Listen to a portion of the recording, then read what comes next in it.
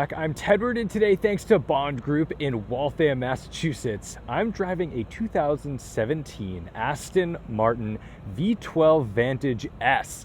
This has been a bit of a blind spot in my Aston Martin portfolio for a while because I have always wanted to drive one of these. However, they are rare. This is one of 100 V12 Vantage S's made and one of 36 that came as a Roadster. So we're gonna get the full top-down V12 Vantage S experience today. And it's incredible that this is made up until 2017. It feels like such a long time since this body style based on the VH platform existed, and yet it's only a few years old.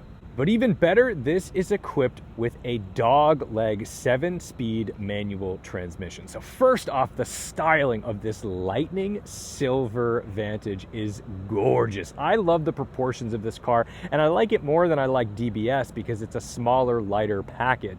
But when you see these hood vents, these carbon fiber hood vents up front, evacuating all the heat that 5.9 liter V12 makes, naturally aspirated, of course, that's when you know something very special is happening. And there's so many interesting standard features on this car with certain carbon things, but there's also a ton of options. For example, it comes standard with carbon ceramic brakes. However, these wheels are optional, and on the doors, this carbon fiber door pull is a $3,100 option. So this car as a base price is $210,000.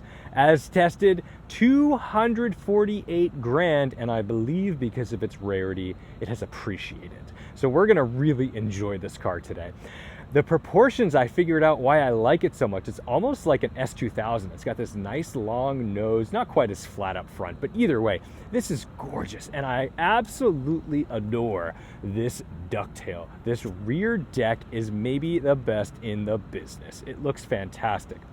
One of the things you'll notice on this car is down here, this has a black Aston Martin badge. Now, red means Zagato. Green typically is the standard run-of-the-mill Aston Martins. Black is usually reserved for David Brown Specials, DBS models, so that tells you that this is something especially good. Let me show you under the hood, because the reason this car is so special is it usually came with a V8. But in this hot rod, it's equipped with the V12. They shoved a V12 into this little car, and I'll tell you, all the torque makes all the difference. This is a blast to drive. And again, they're trying to fool you. It says 6.0, it's a 5.9. Mercedes-Benz does the same thing. With the older 63 models, they were 6.2 liters. So don't be fooled. And the best way to know if someone's lying to you about their knowledge of Aston Martins is if they start telling you they've got a 6-liter V12. Of course, hand built in England. Final inspection by Andrew Byrne. This might be my first Andrew Byrne.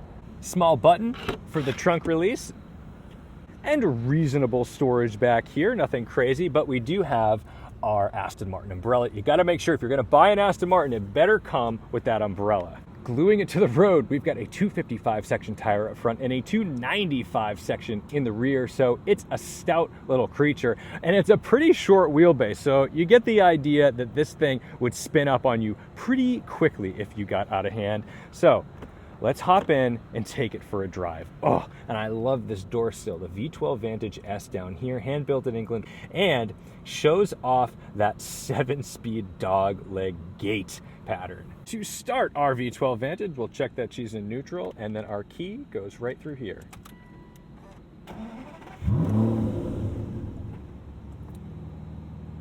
Jumps right to life.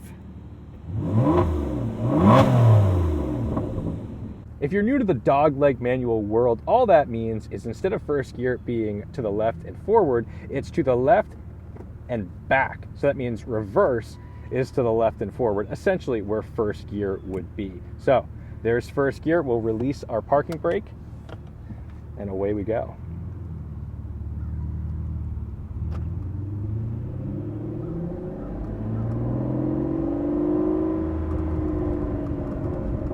This V12 makes 563 horsepower.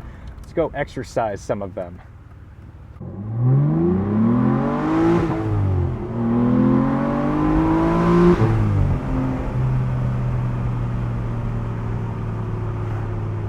That's a 4-second 0 to 60 claimed by Aston Martin. And you just feel it all because the car squats down, it wiggles all over the place.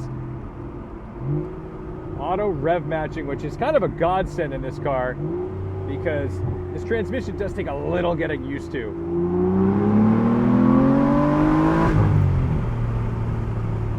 Now the beauty of a dogleg is having that 2-3 in line, which is pretty much where you're going to be if you're having a good time.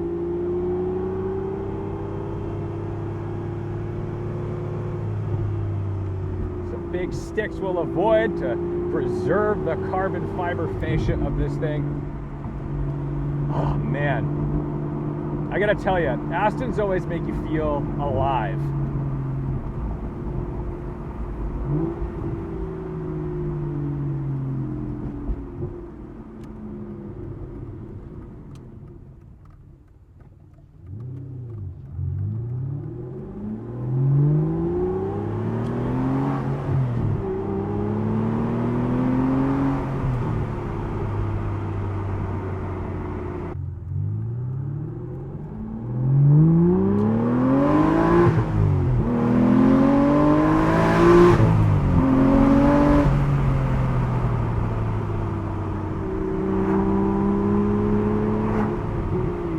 Getting into third gear, it still wants to rip that rear end away from you. It feels incredible at wide open throttle, and that's where you get the sensation that this is like a Shelby Cobra. It's like just shoving a ton of power in this little car, an engine that doesn't belong in it, but just feels quite a bit naughty. You can tell why they didn't build a ton of these. Oh my goodness, this is fantastic. This clutch feels so potent and robust. You've got to use a bit of muscle to exercise it, but it's not so grabby that it's like a racing clutch where you can't slip it. You feel like you can get off the line nice and smooth, but man, it's got some heft to it to let you know that you can slam it into the next gear without question. I would say,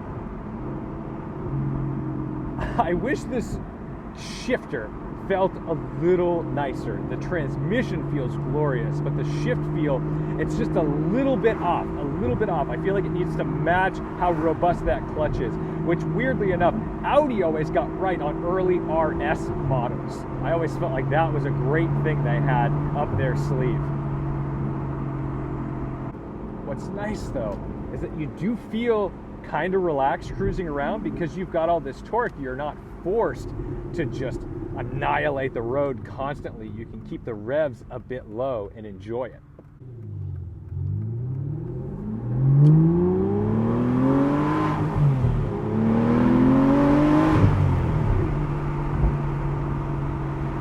The roads are a bit damp.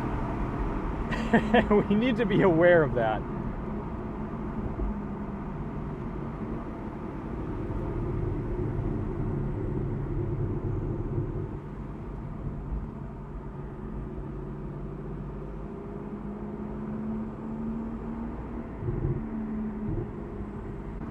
And this fall weather is perfect for this car because we're kind of at that 70-degree mark, top down.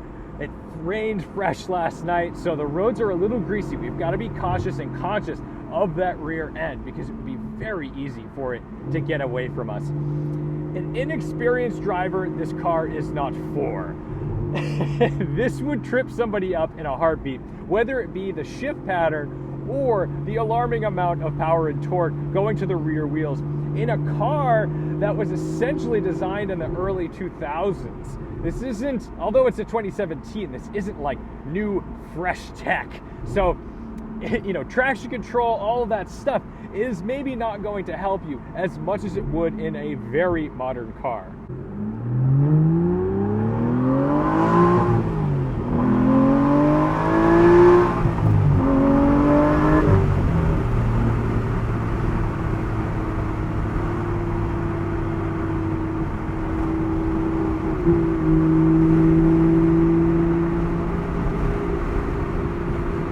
The ratios are short, the revs climb quick, and it's not a particularly high revving engine.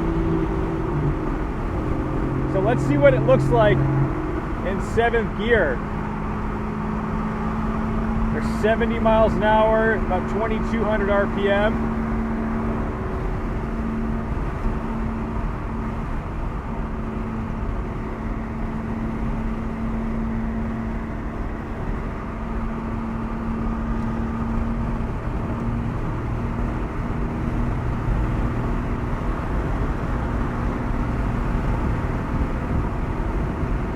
What I like about this car is that you are driving it. You are very much in control of this experience.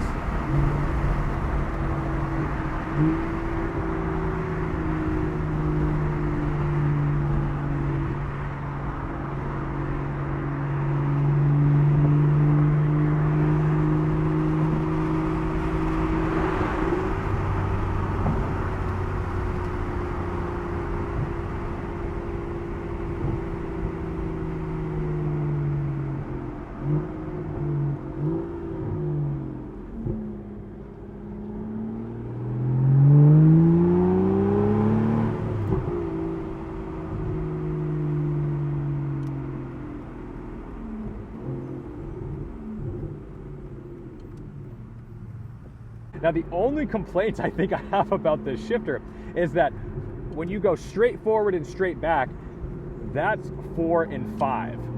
4 and 5. I kind of would prefer that to be 2 and 3.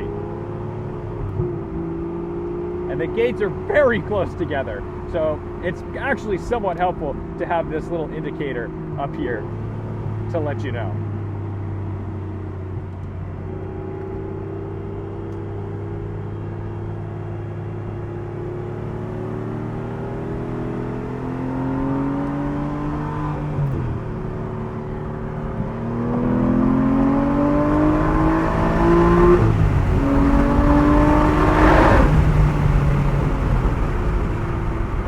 Just annihilates accelerations.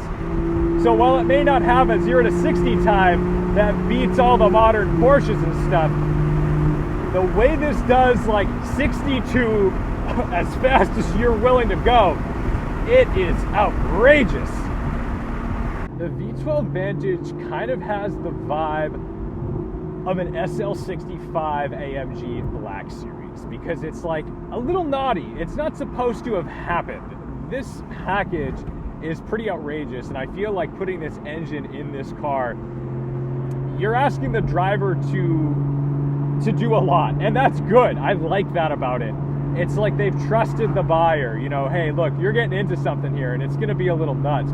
You've got to drive this car, and that's my favorite thing about it, is when an engine almost feels a little overpowered for a chassis. It's just fantastic. Now, here's the other thing. It's still an Aston Martin. It's, of course, a little bit stiff, but luxurious. It allows you to be the sporty gentleman that you are while you're driving around town. More than being a numbers car, this car is designed for a vibe, and it strikes the vibe dead on. I'm in love. This is the one to have. And since Aston Martin as a company, as a brand, has changed quite a bit over time, now using Mercedes AMG engines, and their styling has changed quite a bit. I've got to say, I'm not a huge fan of the brand as it stands. This may be my favorite Aston Martin of the modern era before things changed. This might be the best Aston Martin you can get your hands on for the money. What I love about it is that you're in charge. If you want that to power slide, it's available to you. There's no question about it. I'm going to feather that throttle and I'm going to feed it appropriately to keep traction. But excess is available on a moment's notice. Another British sports car motoring. Everyone enjoying the fall. We love it. But even with the sport suspension setting on, this is a fairly bumpy, not potholey, but bumpy road. It still takes it pretty well. It It's not earth-shattering. You don't feel like you've got solid bushings in the car or anything like that. But it's certainly a firm, fine sports car. And that's the name of the game. It's a sports car, not a supercar. So that's a pretty rare look at arguably one of Aston Martin's best cars in the modern era. Thank you guys so much for watching, liking, commenting, and subscribing. Thank you to Bond Group, of course, for the opportunity to drive this beautiful, rare Roadster. Don't forget to respect the drive, and I'll see you in the next one.